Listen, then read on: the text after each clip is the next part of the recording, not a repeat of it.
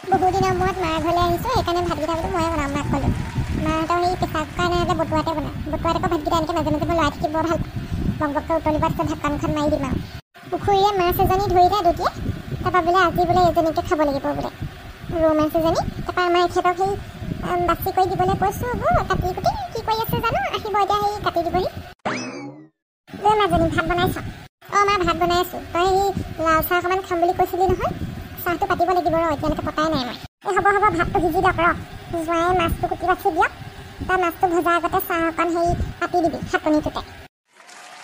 অঁ মাছটো কাটে মানে মই তেতিয়াই সেই লাল চাহ অকণ বাকি দিম আৰু। এই গৰু গাখীৰ আছিলে, গাখীৰ চাহ খাবি নি? এই নাখাওঁ এতিয়া সেই গাখীৰ চাহবোৰ খাই দিলে একদম পেটটো ফুলি আহিব, ভাত চাত খাব নোৱাৰিম আৰু। লাল চাহ অকণমানকে খাই দিম, তেজপাত অলপ দি দিবি। ৰহ পাতিম মই এতিয়া।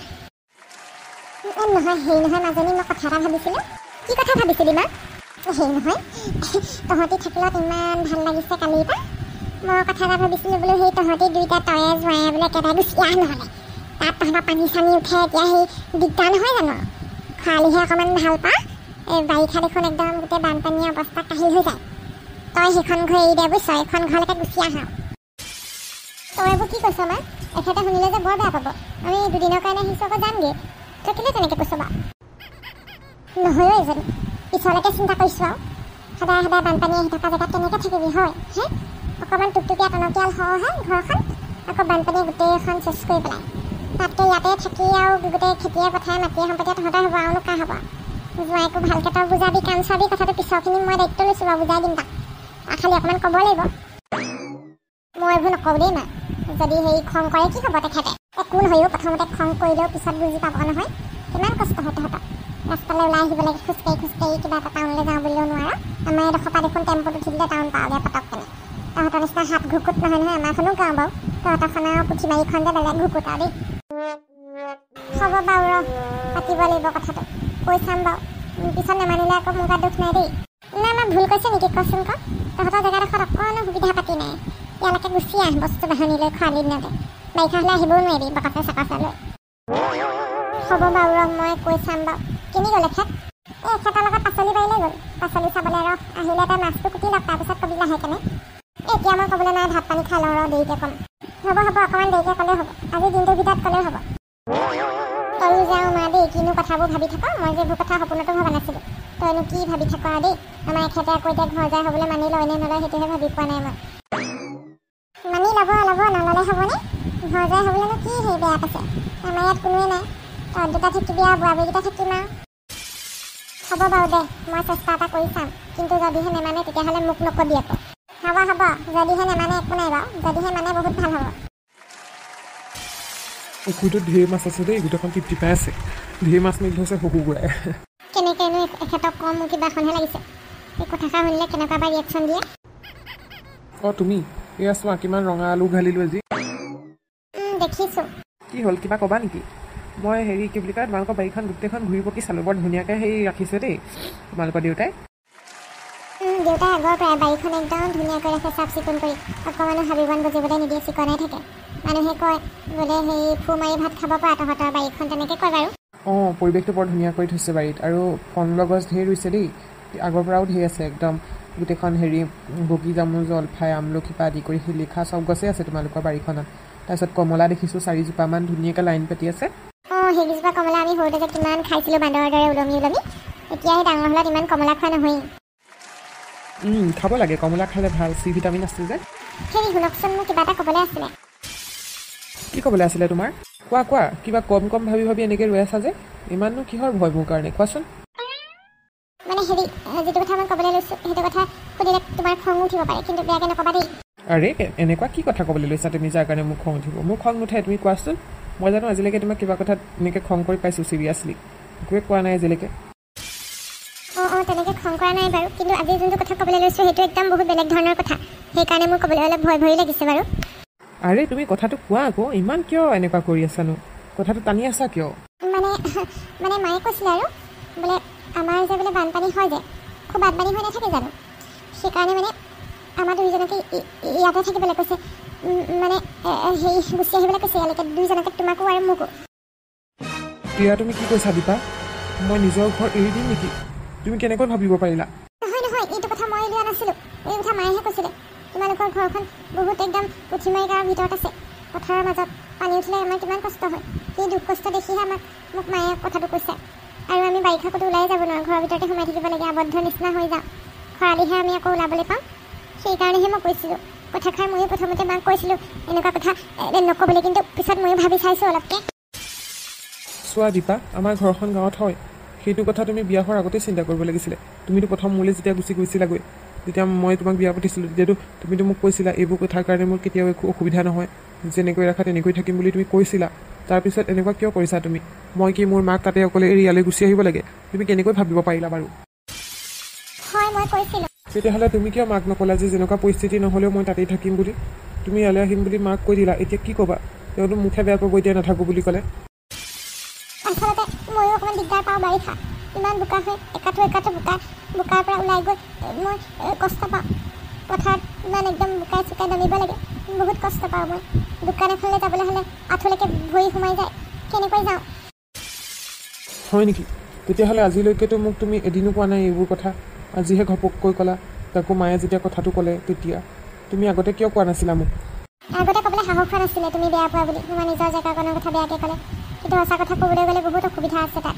আমাৰ এখনো গাঁও, কিন্তু তোমালোকৰ নিচিনা ইমান ভিতৰুৱা গাঁও নহয়। তোমালোকৰ জেগাকণত ভাল বস্তু এটা খাবলৈও নাপাওঁ, ভাল দোকান এখনো নাই। হ'ব তেতিয়াহ'লে তুমি ইয়াতে থাকা, মই যাওঁগৈ। মই আৰু ঘূৰি নাহোঁ, আৰু তুমি ইয়াতে থাকা, নালাগে আৰু যাবলৈ।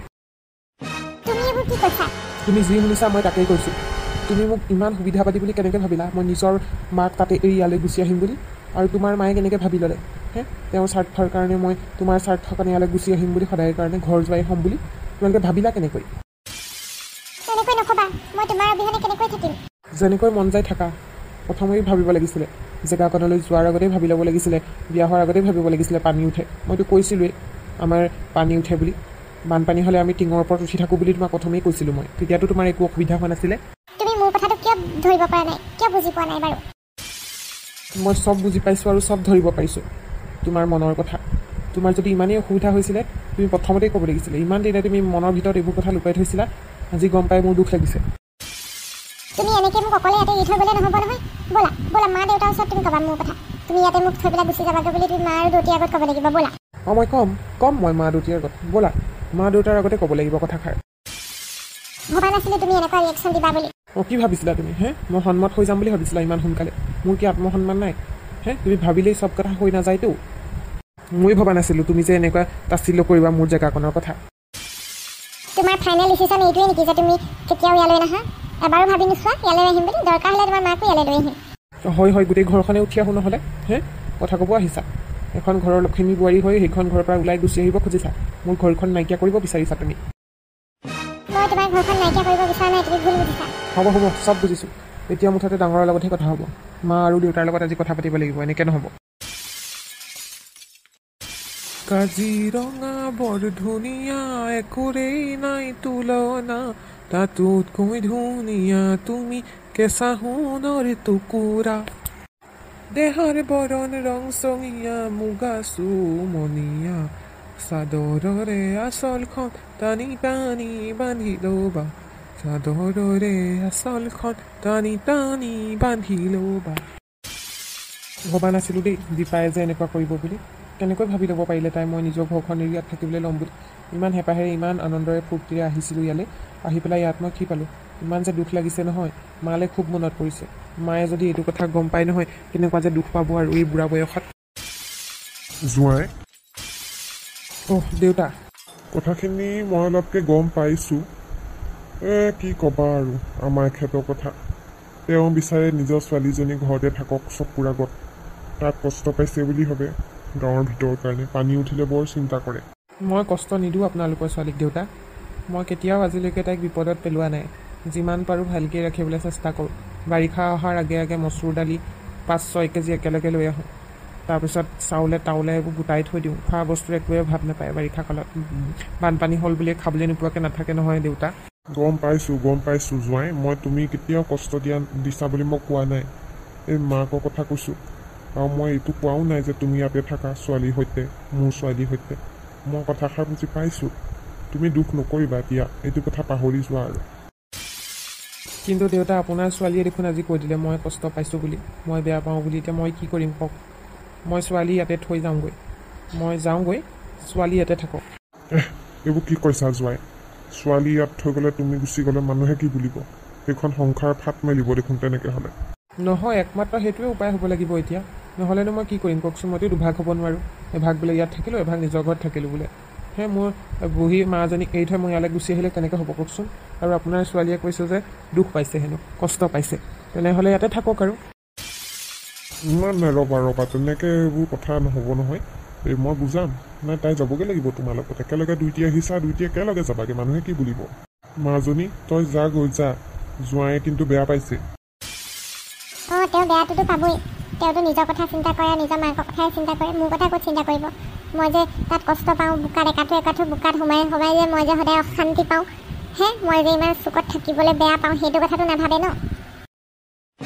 নহয় দীপা, তুমি কি বিচাৰা? মই ইয়াত থাকিব লাগে? মইতো কোনো পধ্যেই ইয়াত নাথাকোঁ। তুমি থাকা, মই তাকে কৈছোঁ দেউতাক, তুমি ইয়াতে থাকা, মই যাওঁগৈ। এনেকৈ হ'লে জানো তহঁতৰ সংসাৰ টিকিব? অ'ত এটা ত'ত এটা থাকিলে, এটা ইয়াত থাক যদি, এটা যদি তাত থাকে কেনেকৈ হ'ব? আৰু গাঁৱৰ ওচৰ পাজৰৰ মানুহে কি বুলিব? নাই, সংসাৰ ভাগিয়ে যাওক দেউতা, ভাগিয়ে যাওক। এনেকুৱা সংসাৰ মোক নালাগে, যিজনী ছোৱালীয়ে মোক বুজিয়ে নাপায়। দেখিছে দেউতা কেনেকৈ কৈছে সংসাৰ ভাগিলেও ভাগি যাওক বুলি? এনেকুৱা এটা মানুহৰ লগত কেনেকৈ থাকোঁ মই?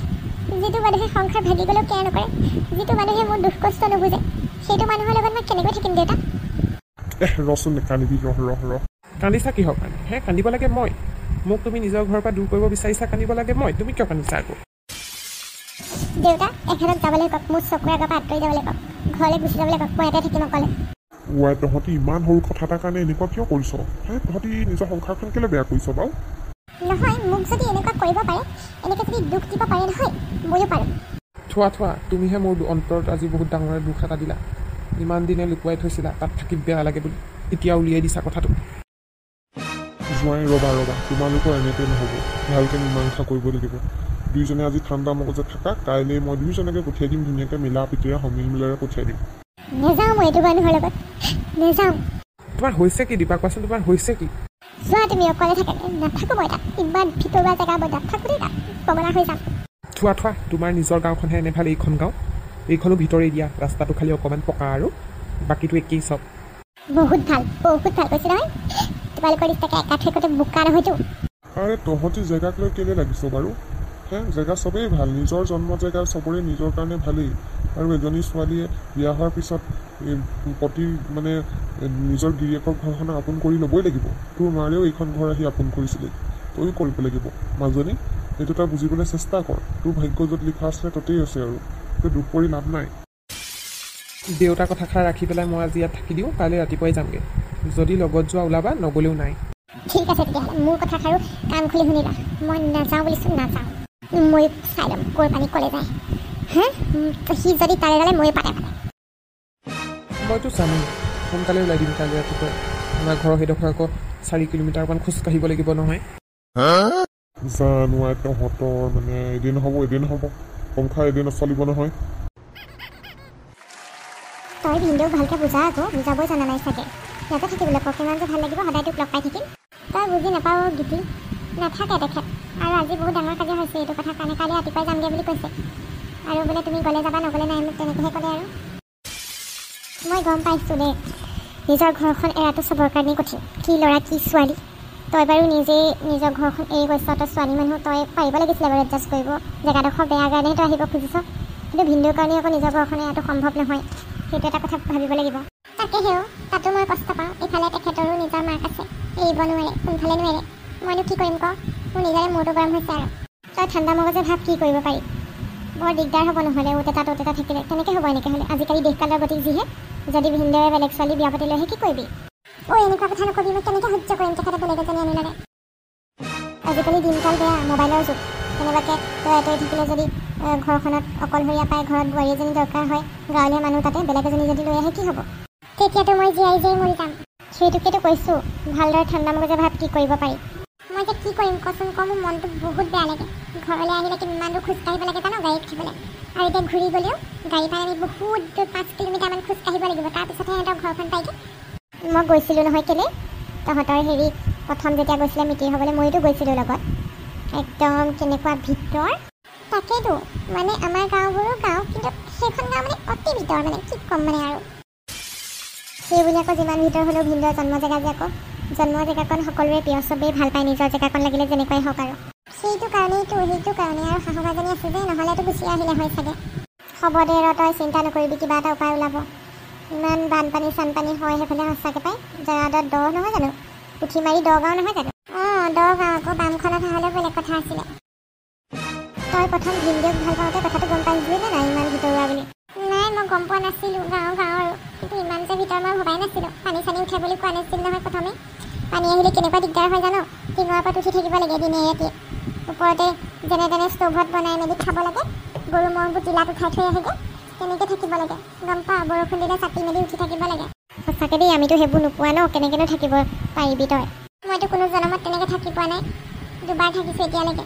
মোৰ মানে একদম বেয়া লাগি যায়গৈ বুজি পাইছোঁ চিটুৱেশ্যনটোৰ কথা পকী ঘৰ এখনত থাকিবলৈ সৰুৰ পৰাই মন আছিলে আমাৰ ইয়াতো কেঁচা কিন্তু তাত পকী ঘৰ এখন বনাব বুলিলেও নোৱাৰে পানীয়ে গোটেইখন শেষ কৰি পেলাই আধা বনোৱা হ'লে আকৌ শেষ হৈ যায় সেইকাৰণে তাত ভাল ঘৰ এটাও বনাব নোৱাৰে তেল চূণ এইবোৰ একো নিদিয়ে দিলে পানীয়ে নিবই বুলি ভাবি পেলাই একো নিদিয়ে অকল গোবৰ মাটিয়ে মচাই থাকে তাকে সেও বৰ দিগদাৰ বেলেগ এডোখৰ জেগাত মাটি এটুকুৰা ল'ব লাগিছিলে তহঁতি গম পাইছানে ক'ত ল'ব আৰু এখেতে তাতেই থাকিব যিমান কষ্ট হ'লেও দেখা নাই ইয়ালৈকে আহিব পৰা নোৱাৰে এতিয়া থাকিব বিচৰা নাই বেলেগত মাটি ল'ব হৈছে আৰু তাকে সেও বেয়া ফচি দি তই দেই কিনো হ'বলৈ গৈ আছে নাজানো আৰু দেই ভৱিষ্যতত কি নহ'ব আৰু বন্ধুসকল আজিৰ খণ্ডটো ইয়াতে অন্ত পৰিছে যদিহে আপোনালোকে ইয়াৰ পিছৰ খণ্ডটিত কি হ'ল কি নহ'ল চাবলৈ বিচাৰে তেতিয়াহ'লে চেনেলটো এতিয়াই ছাবস্ক্ৰাইব কৰি ঘণ্টা বটনটো দবাই ল'ব তেতিয়াহে লগে লগে খণ্ডবোৰ চাবলৈ পাব আজিলৈ আহিছোঁ আৰু কেনেকুৱা পালে কমেণ্ট কৰি জনাব নাপাহৰিব আৰু লাইক কৰিব